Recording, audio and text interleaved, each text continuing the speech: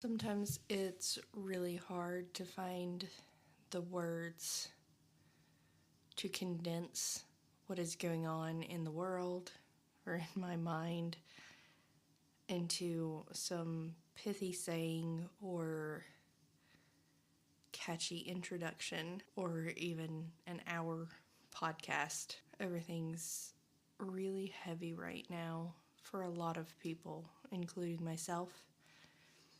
And for some of us, it always has been. This is nothing new. This is nothing different. It is what has always been. And it's somewhat maddening to watch the rest of the world suddenly starting to wake up and be shocked. The reason that is maddening is because some of us have been talking about it for a long time. Some of us even longer than others. And no one listened. No one believed us. No one cared to act. And now suddenly, a large swath of people are believing victims who they didn't believe for a really long time.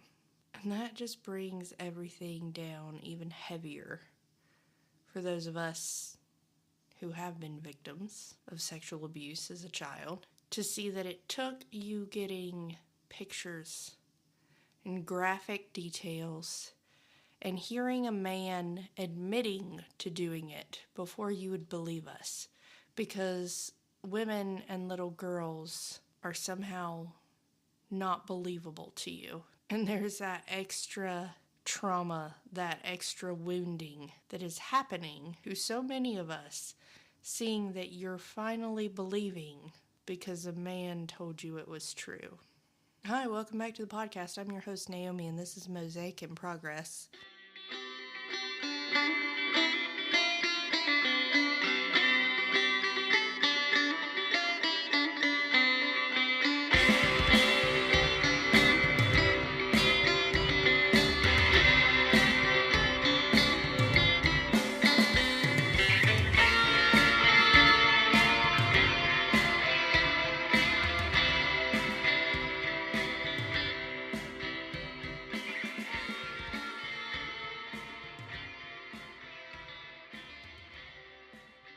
My initial idea for this podcast had absolutely nothing to do with the Epstein files or anything related to that. It sort of devolved into it, but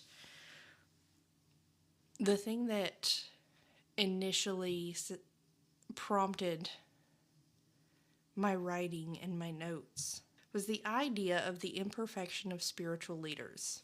That was something that was really jarring for me as I began deconstructing and making my way towards the exit of the church. I grew up with a narcissistic abuser who was also a Church of Christ preacher, who was also my father, who is also my rapist. And a gigantic portion of what he did to me was blocked out of my memory until I moved away from him and limited my contact with him. And then suddenly all the memories started flooding back. And that is a thing that the brain does to protect you, is that to keep you safe, we're not going to remember that everything was horrible because this person could kill you.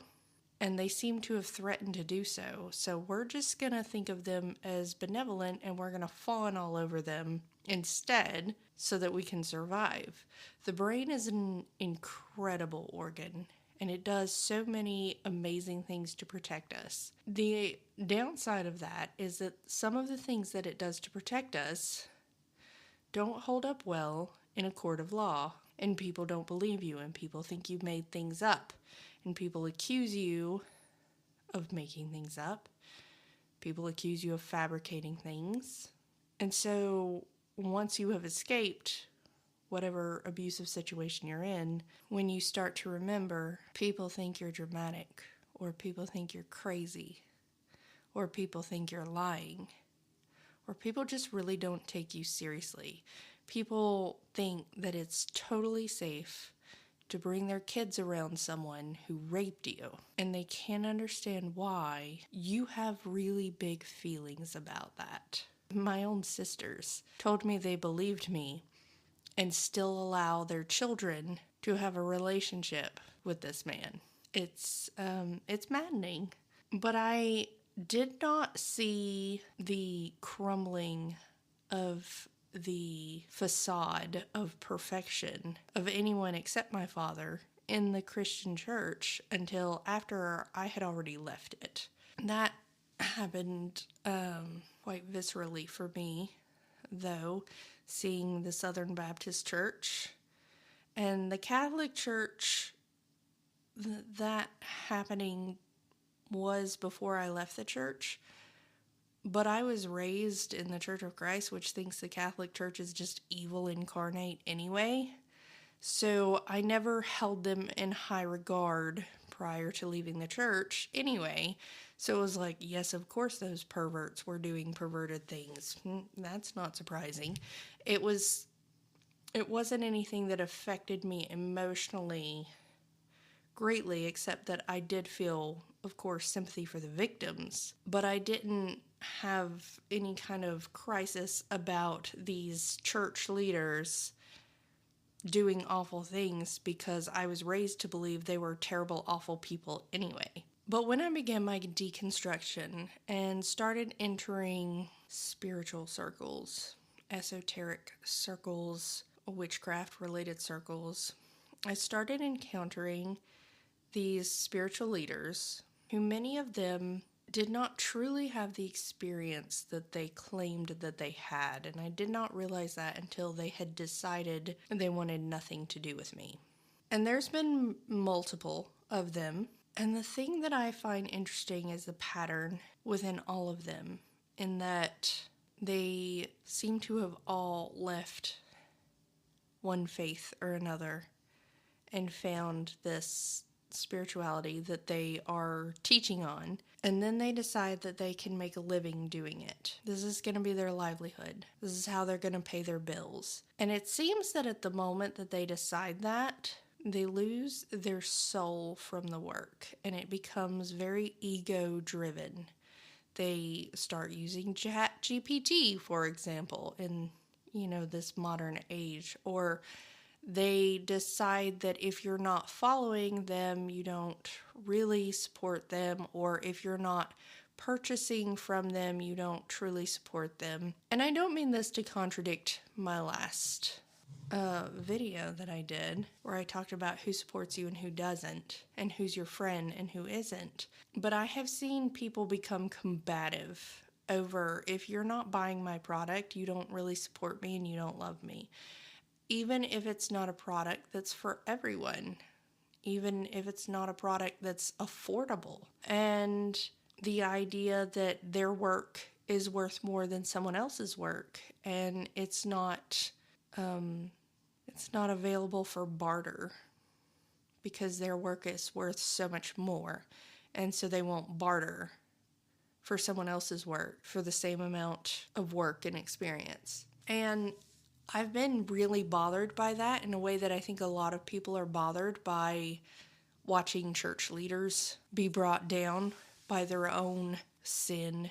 It's very difficult to watch someone who you respected as a spiritual leader show their humanity in the ugliest of ways. And I don't mean this to compare pedophiles or abusers to people who are just living from their ego. I don't mean to make that comparison at all, so please don't mistake me in my words. But I never had that up on a pedestal with the church that I have in the spiritual circles that I've been in, with the level of respect and admiration and adoration and reverence that I've had for some of the people who have been spiritual leaders that I have worked with. And watching them fail is the word that I want to use in their spirituality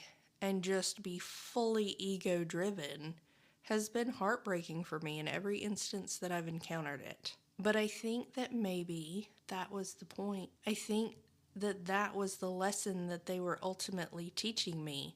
Not all of the things that they taught in circles or all of their great spiritual wisdom, but this idea that you can be very spiritual and also be very human. To err is human, to forgive divine. That saying is so old that most of us don't even remember who said it or when it was said. And loving the humanity of people is one of the most spiritual things that you can do. To look at someone living from ego, who knows better, and to still be able to love them right where they are, to accept them, to be able to accept someone in their full humanity is true spirituality. It's true divine love. And I'm not saying anything about abusers and applying that to abusers in this episode, because that is such a heavy topic and that is such a difficult place to arrive at. I'm not gonna lecture anybody about that or talk about that on a podcast. That's something that you need to work through one-on-one with a therapist or a healer or something for yourself. I'm not going to tell anybody to get to that place for an abuser. But what I do want to talk about is the people who support them. I mentioned my sisters earlier, and I adore my sisters. I love them, and I love their kids. Being an aunt is one of the greatest things that ever happened to me.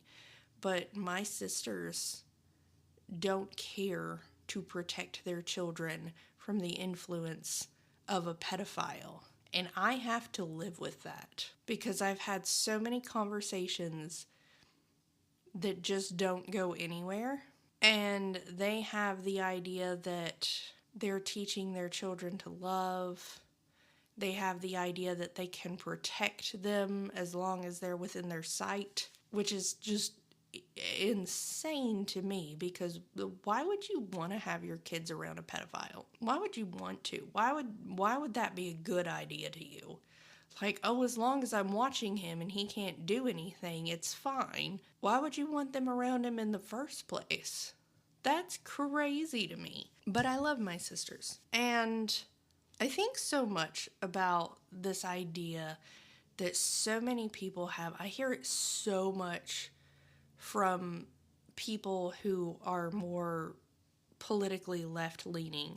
You have a responsibility to educate yourself. And you absolutely do. As an adult, you absolutely have a responsibility to educate yourself, to check yourself, etc. But you know what? Most people don't know where they need to educate themselves until they experience being checked on it. Like, I had no idea I had internalized misogyny or racism within me until somebody was like, hey, that's really not cool. And I'm like, but why though? And they were like, you are kind of terrible.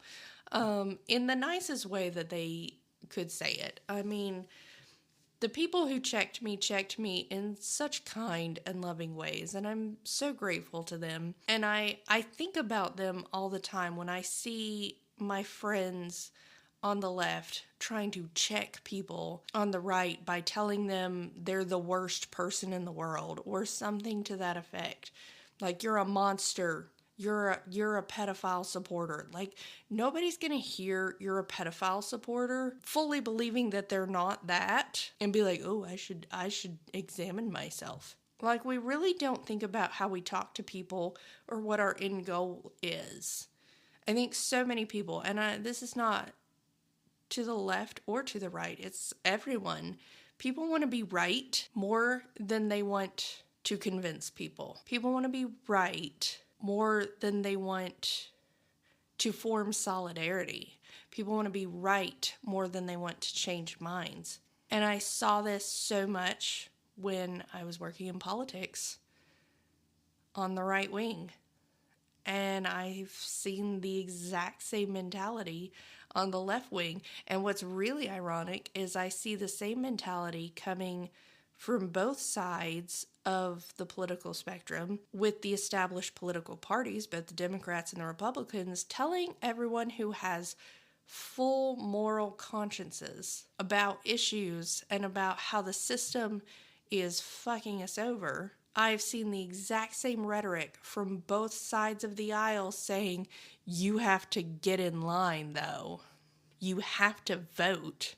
You have to work within the system when the system is the fucking problem. And they tell you that if you just vote in the right person, the more conservative person or the more liberal person, if you just get the right person in office, then it's all going to be okay. And then they tell you, no, you have to vote for the person who's going to get elected, though, because if you don't, then the other side's going to win and it's going to be worse. And it's the same fucking thing over and over and over and over again. Every election cycle, every generation, ad nauseum.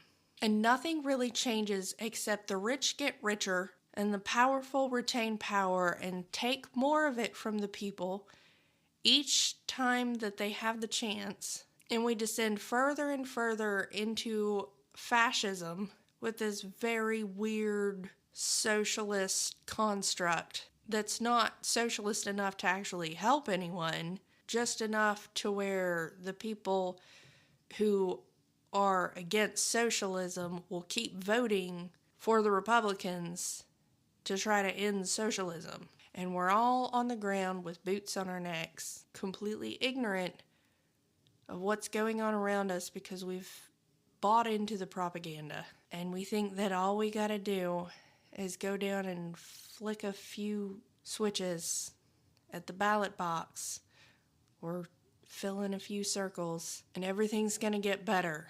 All we gotta do is win the midterms and then everything's gonna turn around. And those of us who do believe that are just as bad as the covert racists and the women with internalized misogyny. And what do I mean by that?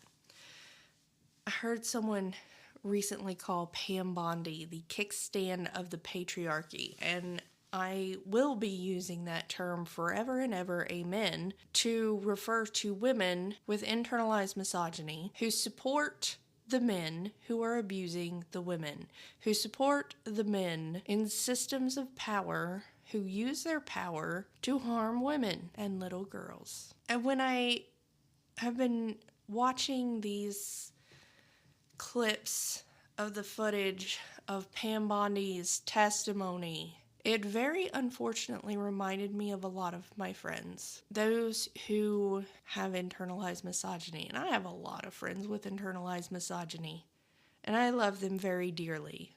And I do not call them out on their internalized misogyny nearly enough. I wait until it feels safe. I wait for the right words to come to me to make sure that I say it correctly so that I don't offend them. We should react to every instance of racism, of misogyny, of abuse with horror. And we've conditioned ourselves to be quiet and look down.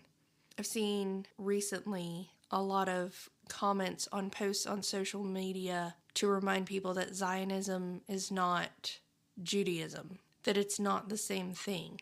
And it reminded me of all the people who were like, oh, these Islamic extremists are not the same thing as Islam. And it reminded me of all the people who said these Christian nationalists are not the same thing as Christians. And while all of that may be true, the fact is that the religions were founded in colonialism, in predation, in patriarchy, and abuse.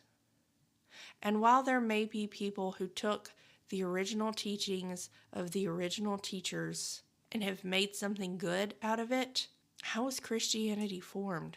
Not from Jesus. Jesus didn't come to form a religion. He said that himself. The religion was formed when Constantine said, hey, I need an excuse for why I'm killing all these people and destroying all these nations and colonizing. I need a state religion. Let's make a Bible. And I'm not going to get into any of the other religions, but all of these Abrahamic religions are rooted in patriarchy, are rooted in colonialism, are rooted in abuse. And the people who are not violent, who follow the teachings from these religions, don't speak out against them nearly as loudly as those who are violent. And so it comes to 2 points. Either you should be speaking out much more loudly. You should be calling them blasphemers. You should be calling them heretics. You should be calling them sinners. You should be excommunicating them, whatever. And you're not. Or we simply have to accept that this is the basis of your religion. The basis of your religion is violence, and you're just a non-violent person. Because it's not limited to Islam, it's not limited to Judaism, it's not limited to Christianity. It's all of them. They are patriarchal religions rooted in colonialism and the idea that you have to conquer the world and take over the world and proselytize for your religion and punish any of those who are not following it. And I think about how often I sat at a fellowship dinner and heard someone spouting off some violent rhetoric and just put my head down. And this is what we see happen. People just leave these religions. And I'm not saying that that's bad that they leave the religions, but they leave the religions. They refuse to associate with the people anymore. But there's no calling out of them. There's no associating with and calling out. It's just, let me peace out of here. Very seldom do we see people staying and speaking out against what is happening or any of the violent, awful rhetoric that comes. I had a friend recently reach out to me for advice, and without getting into too many details about what she was asking for advice over, it was about a guy and her new relationship. And in referencing women on Instagram, she called them skanks. I had a very visceral reaction to that. And I didn't call her out on it. And I have been ashamed of myself for not calling her out on it ever since. Because she didn't know these women. She'd never met these women. And the person she's in a relationship with wasn't even cheating with these women. She was just insecure about them. But she chose to call them skanks, which to me has always been one of the worst terms that is used in reference to women, because it's so much more than just calling someone a whore or a slut. It's just denigrating them to being worthless and gross and nasty. And she was saying this about people who she hadn't even met. And I was horrified that she used that terminology and I didn't call her out on it. And that's on me. And it's on all of us, but especially white women. We've got to start calling out racism and internalized misogyny. Like, it's very unacceptable that we don't more often. We put our heads down and we go, doesn't affect me. Oh, no, I'm safe right now. I'm not going to say anything. We worry about offending people. We worry about losing friendships. We worry about our jobs. And I've heard so many people say, well, like, we're the safest ones. White men are the safest ones. Let's be for real. But as far as women go, yes, we are in the safest demographic. We're not safe because we're women, and women are never safe in patriarchy, and that's why we shrink. That's why we hide. That's why we put our heads down. That's why we don't say anything. That's why even among those who I know who are very active in activist spaces, they don't speak up about it around coworkers. They don't let it be publicly known what their true beliefs are. They have a public persona to keep themselves safe because they have the privilege of doing so. We've got to start speaking up. We've got to start calling each other out, because it's always white women with other white women. We've got to say, hey, sis, that's not okay that you say that. Why would you say that? That's really gross. That's really gross that you say that. I'm not okay that you said that. I'm gonna go, whatever. But we just hear it and we put our heads down, or we get a little uncomfortable. We might blush or whatever. We take another sip of our drink and we move on. And it's really not okay that we are still doing that now. It's never been okay. But now, of all points in history, we gotta step it up. And I think so much about you have a responsibility to educate yourself. We're the ones that need to educate each other. Those of us who have deconstructed, those of us who have worked through our own internalized misogyny or the racism we didn't know we had, it is our responsibility to bring the message to the others. Because Black women have been doing the work for so long.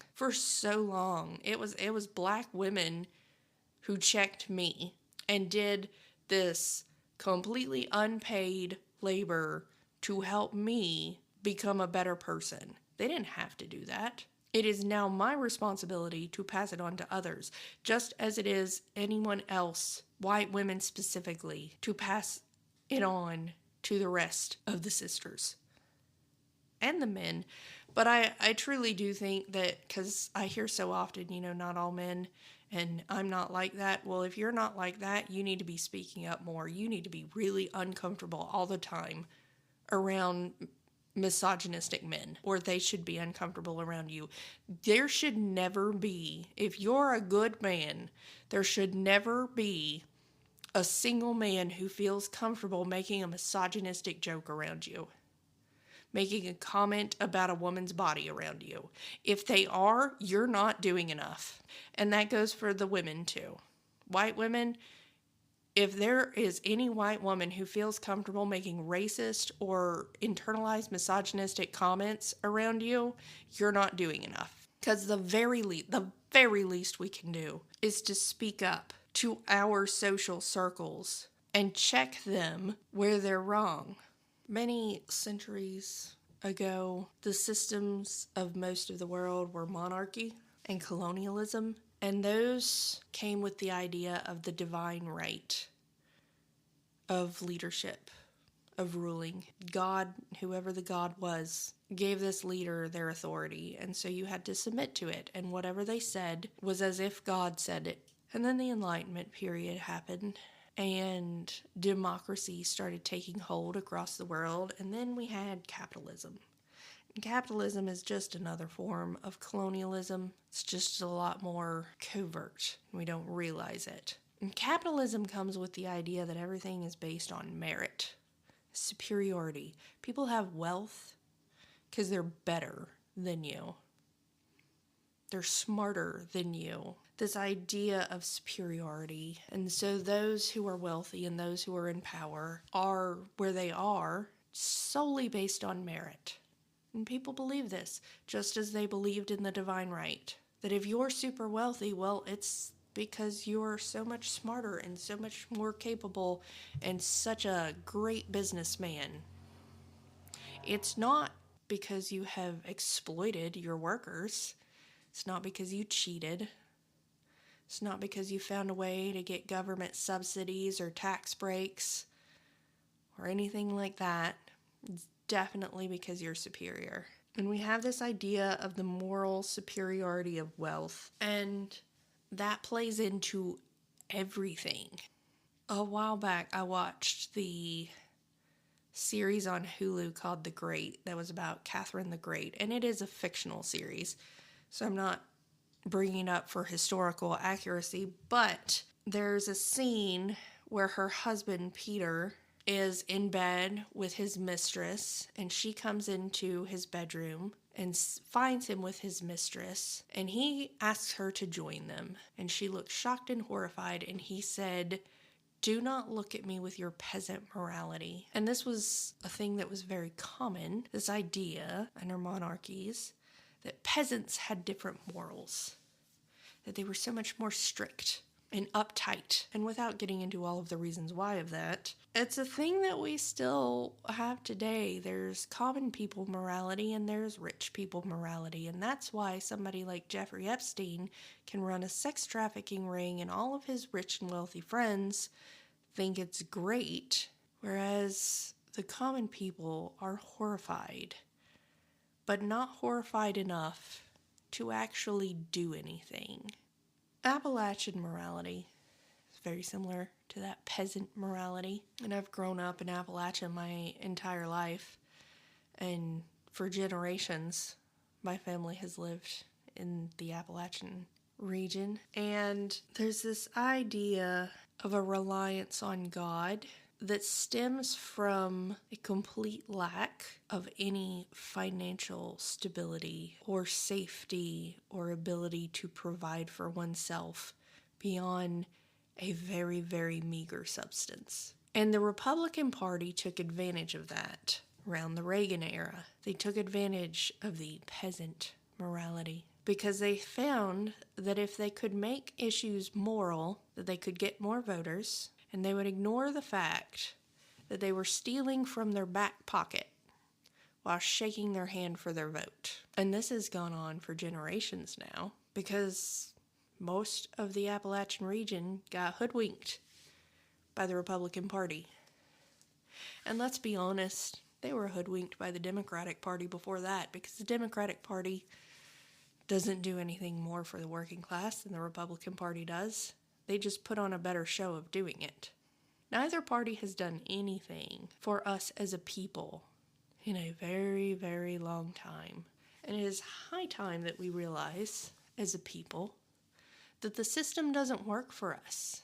It works for those who are already in power, and it was designed to do so, just as the monarchy was. And the only way to get ahead as people is if we band together. What does that have to do with what I first started talking about? Well, if you sit on a throne of moral judgment of your fellow man and decide that someone isn't good enough because they exhibit symptoms of being human, that you see some ego in them, and you've decided that they're not good enough for you to band together with, or you see in them that perhaps they have not done enough work, that they have not deconstructed enough, that they have not self-examined enough, and they're not at the same level you are, for whatever reason, then we will continue to be, as we have been, ruled by those who don't give a shit about us, because we are too morally